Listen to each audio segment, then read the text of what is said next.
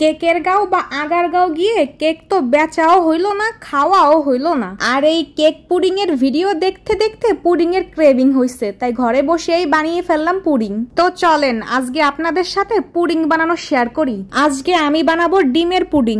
আর এই ডিমের পুডিং বানানোর জন্য দুধ হচ্ছে প্রধান উপকরণ, তাই দুধ জাল করতে উঠাই দিছি। গুঁড়ো দুধ, কনডেন্স মিল্ক, যে কোনো দুধ দিয়েই এই পুডিংটা বানানো যায়। তবে আজকের পুডিংটা আমি বানাইতেছি লিকুইড দুধ দিয়ে। 1 লিটার দুধ নিয়ে জাল করতে উঠাই দিছি। পুডিং বানানোর জন্য দুধটা ঘন হওয়া জরুরি, তো আমি 1 লিটার দুধ জাল করে 1/2 লিটার করে নিছি। তারপর আমি নিয়ে নিছি 3টা আন্ডা। আর আন্ডাগুলোর অবশ্যই খোসা ছাড়িয়ে নিতে হবে, খোসা সহ আবার দিয়ে দেওয়া যাবে না। কিছু অকর্মা আবার আন্ডার খোসা চাকু দিয়ে ছাড়াইতে যাবে। আরে অকর্মারা থাম, ওইসব আন্ডার খোসা ছাড়ানোর জন্য চাকু মাকু লাগে না, 2-4টা গুতাই যথেষ্ট। যাই হোক, আন্ডা ভাঙা শেষ। এর মধ্যে দিয়ে দিছি কয়েক ফুটা ভ্যানিলা এসেন্স, আন্ডার খাইস্টে গন্ধ যাওয়ার জন্য। আপনার আন্ডার গন্ধ ভালো লাগলে কোনো ফ্লেভার দেওয়া লাগবে না, যদি ভালো না লাগে যে কোনো ফ্লেভার দিতে পারেন। তারপর দিয়ে দিলাম 6 টেবিল চামচ চিনি আর 1 চিমটি নুন। এখন ভালো করে লাড়াচাড়া করে নিতে হবে। যতক্ষণ পর্যন্ত চিনি একদম গলে না যাবে ততক্ষণ পর্যন্ত লাড়াচাড়া করতে হবে।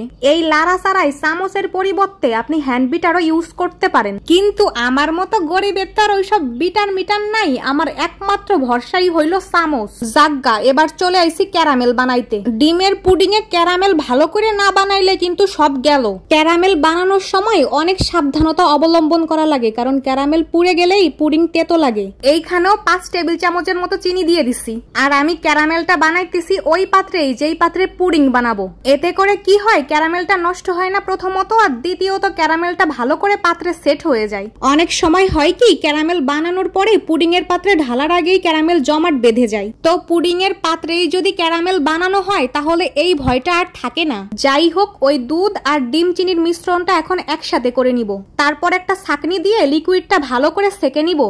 আর আমি একবারেই পুডিং এর পাত্রে সেকে নিচ্ছি।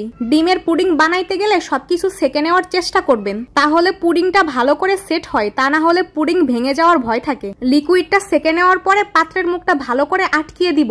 এরপর একটা কড়াই নিয়ে পানি গরম উঠাই দিব, আর কড়াইতে বক্সটা সেট করার জন্য এরকম একটা সিক দিয়ে দিব।